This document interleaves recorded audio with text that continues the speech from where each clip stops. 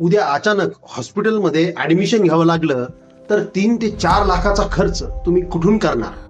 आज आपण कमावतोय, सेव्हिंग करतोय, पण स्वतः किंवा परिवारातील एखाद्या सदस्यासोबत मोठ्या मेडिकल इमर्जन्सीमुळे वर्षाची सगळी बचत खर्च होऊ शकते, किंवा मग मित्र नातेवाईकाकडे उधारी उसनवारी करावी लागू शकते, किंवा मोठे कर्ज काढावे लागू शकते. मग हे टाळण्यासाठी काय करावे? तर हेल्थ इन्शुरन्स. मग ही पॉलिसी फक्त आजारी लोकांसाठी आहे का? तर नाही. आणि या मागचं कारण खूप महत्वाचं आहे. हेल्थ इन्शुरन्सचं मुख्य काम म्हणजे मोठ्या हॉस्पिटल खर्चाच्या वेळी तुमच्या आर्थिक नियोजनाला प्रोटेक्शन देणं. कारण मेडिकल इमर्जन्सी कधी येईल हे आपण सांगू शकत नाही.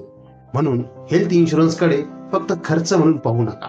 तो तुमच्या सेव्हिंग आणि फायनान्शियल गोल्सच्या प्रोटेक्शनचा एक भाग आहे. पण पॉलिसी घेताना कव्हरेज, वेटिंग पिरियड, एक्सक्लुजन्स आणि टर्म्स नक्की समजून घ्या.